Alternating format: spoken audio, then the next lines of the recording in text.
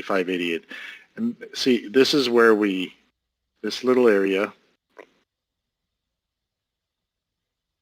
right? That's where we started peaking, and what happened? Well, the LOB, see this shift in the LOB? That's what I showed you earlier.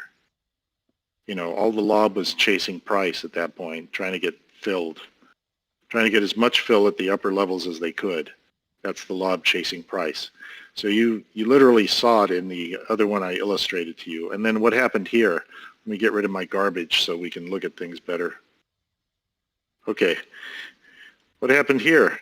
Well, we had this yellow downward triangle telling us that we have major price action going on here, and we had see the dot, the little cyan dot? We had a completed auction top, and you had LOB reversal. I mean, look, the LOB reversed on this other bar right here. You can see the LOB reversal. So by the time you were here, you were seeing the LOB was on a downward slope. And so boom, you could take the short here into all of this. And what happened at the bottom? What happened at the bottom? Gee, looks to me like, again, we had a completed auction bottom. We actually had a long zone indicator here. You can see the L, can't you? That's the label to that green line. This other one is a red line up here, right? But so label to the green line, and you know, up we went. Now this is not a Voltic event. Don't confuse that with a Voltic event. Actually, I guess I got to qualify that again. It is a Voltic event, except my Voltic, it's not set up to detect that. Instead, it's seeing it as a completed auction event. But you can see here on the Voltic, what were we doing here? We had a larger inflow of bids driving price down, and then you see how thin this green is here? We had just a little bit more buyers than sellers, but not much throughout the whole thing there. And then the sellers came in again, and then a nice influx of buyers, and that's where this move started. So, and like I said, my smart Voltic, I think, is only set up to detect one or two specific types of Voltic events. And it still needs, I still need to go back and add other things to it. But anyway, so that's how you can use your LOB stuff to realize that, you know, the movement is over. I mean, you can see it here too. That's underpinned by average exceeded. You had the bar, the square right before there. You had lots of, you know, the brightest yellow, and then all of a sudden, all of those guys pull, and that's the LOB going down. They pull, trying to chase price. And that's what you see there. And then also significantly, you can see that this LOB line goes from green to red. Well, imitation red, orange, I guess. But that's also significant because over here, this event here, they are stacking lower but above price. So, you know, there was a series of orders above price that stacked lower, and that's that event on the other one that I showed you where, you know, the yellow went away, and then you had another one develop right above it. You can't see it on this one. This is a different aggregation period. But so this green here is stuff that's above price. And then after that, they had to chase price. All of this is stacking below price. Pulling from, you know, they pulled from all this stuff and they started stacking below price. And then this stacking below price started following and blah, blah, blah. So anyway, but I can improve the LOB a lot by splitting it up into below and above price action. And that will actually give you a better correlation of what the hell's going on. That will happen sometime later. It's in the queue of things to do. All right, I can hear people making comments. I don't have the chat window open. Let me see here. Any significance in the thickness of smart Voltic? Oh, yeah. I'll tell you, let me tell you a little bit more about that. Okay.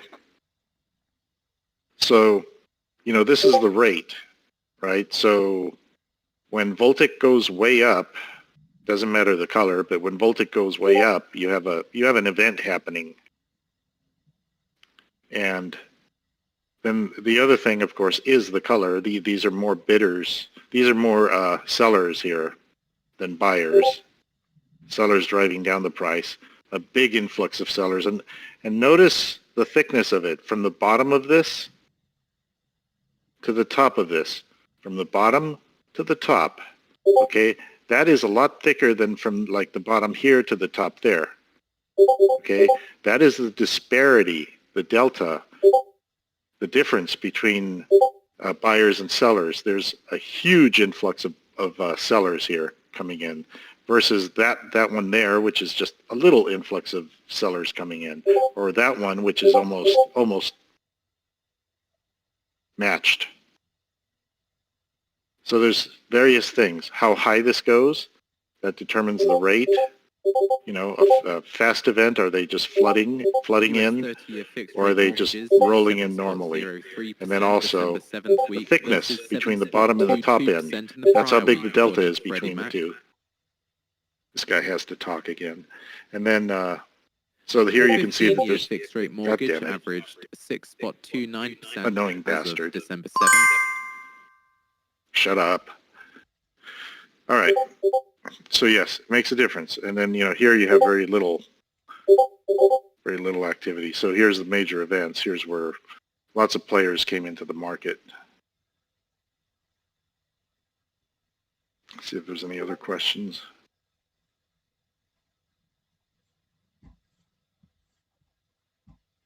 Okay. That is it. Stupidly, turning off my headset will crash Discord. That's a bug that Discord introduced and has not fixed yet. So, I don't know, maybe I'll just try to leave the headset on. I'll go off of Vox mode here. When my headset battery dies, it'll crash Discord.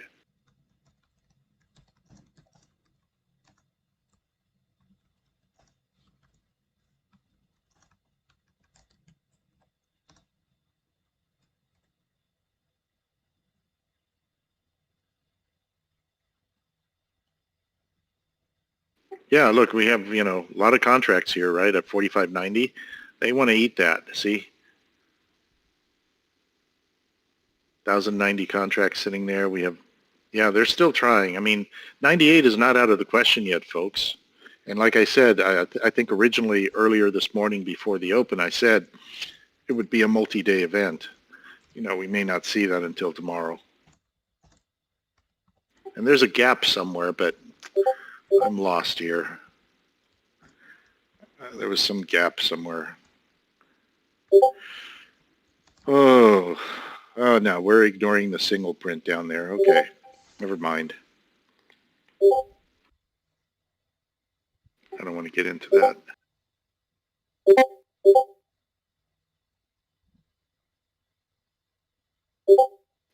Red numbers versus yellow and blue. Here, red are bigger numbers, really big numbers. They're just numbers above a certain threshold. Otherwise, yellow are bids and blue are asks, limit orders. And red is the universal color, just anything above, I don't know, looks like anything above 600 or 6 something turns red so that I can quickly see, where they're concentrating. So they got a tight squeeze in here. They're really trying to get this up here. 4590.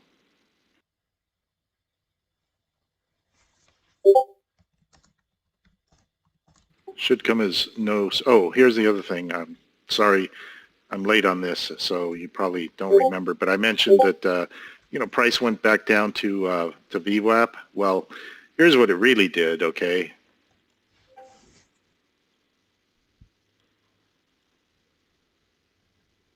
Come on. Price went back down to where this prior 30 minute short zone was. And if price had dipped below that, there was a good chance that it ended up coming to this next zone, which is a prior 30-minute, two stacked prior 30-minute long zones. That's good support there.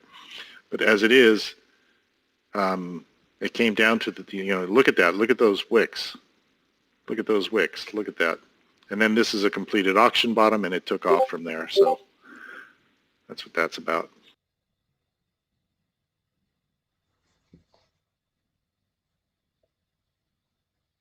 I guess I should make a general text announcement here that if you don't have audio on, you're missing out. Let me do that.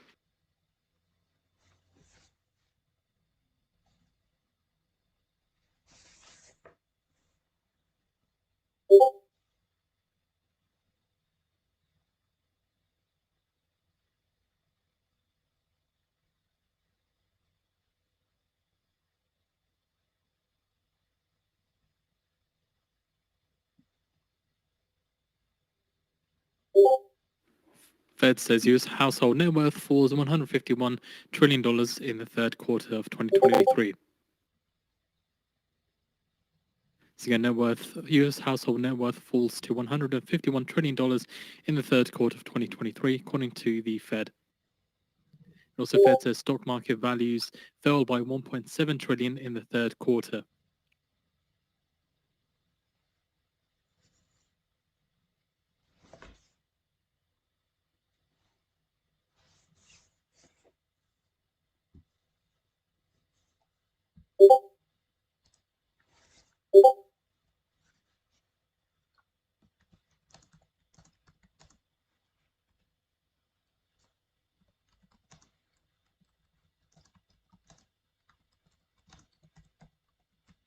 Yeah, 45.90. Let's just say there's lots of inventory, right? Lots of inventory. They're happy to sell it at that price. Fed says real estate values rose by $0.5 trillion in the third quarter.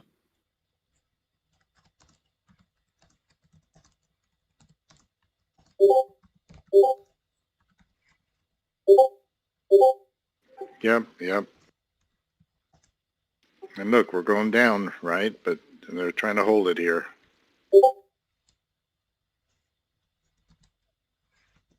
Fed says total non-financial debt rose 5.2% annualized rate in the third quarter. And Fed says household debt rose 2.5% annualized rate in the third quarter.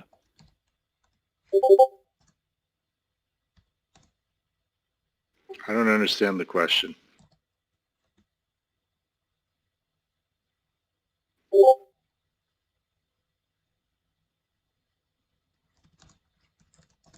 Well, yeah. Here's that. Same stuff. It's just painted more so that it's more visible, right? You can see 45.98 still has, look, it got hot again, right? 45.95 got hot, and that's a multiple of 5. I believe that, boy. So, and of course 45.90. Look, it's white, almost white hot. So they're really trying to lift it, but you've got a good aggregate quantity down here too, fighting it off. So got to see what happens as you roll further up here. It's like, oh shit, there's nothing above us now. I don't see anything above us that's meaningful. And if I go below us, I see all sorts of structures down here. Look at that. Some 300. There was nothing, and 300 now developed at 36. Etc.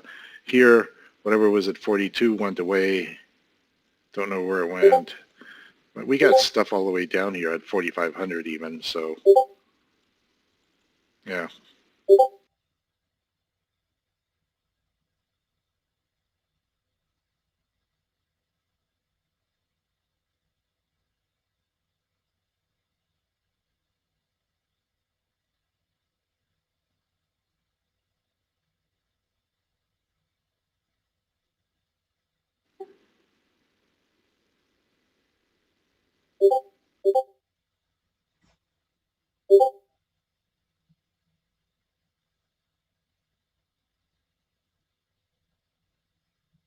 Well, don't think of it as sell orders. This is inventory. So it's like, if there's buyers are going to be lifting price and consuming inventory above. If they're sellers, they're going to be lowering price, consuming inventory below.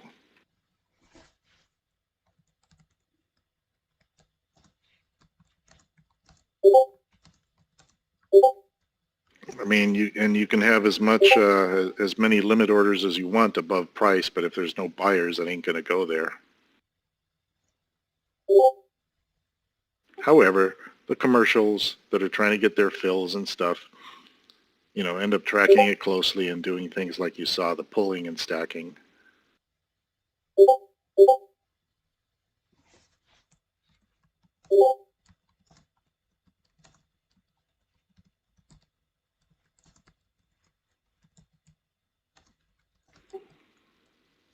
So right now, like here, I need an arrow. Come on. Okay. Here you can see this, this is a short zone on Old Faithful. And we got completed auction top here on this guy.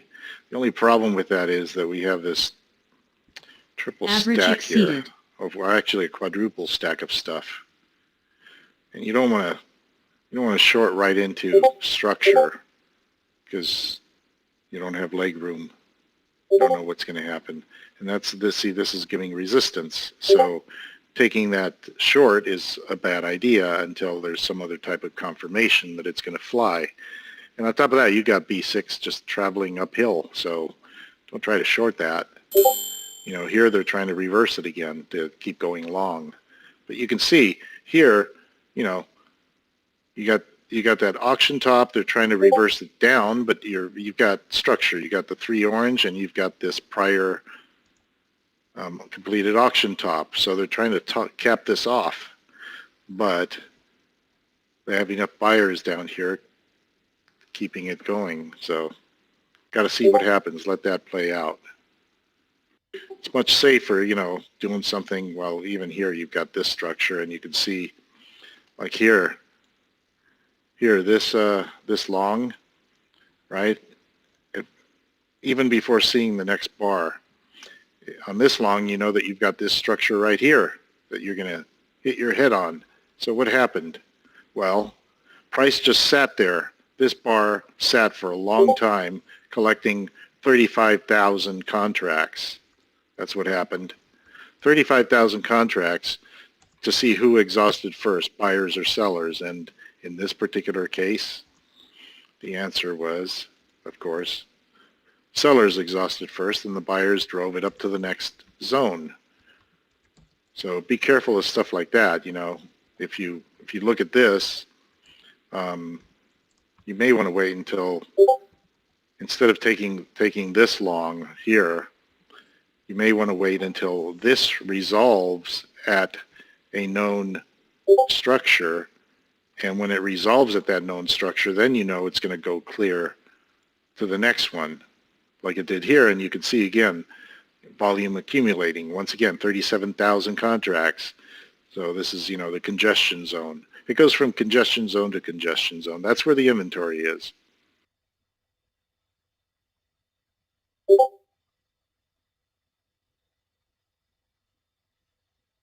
Enough.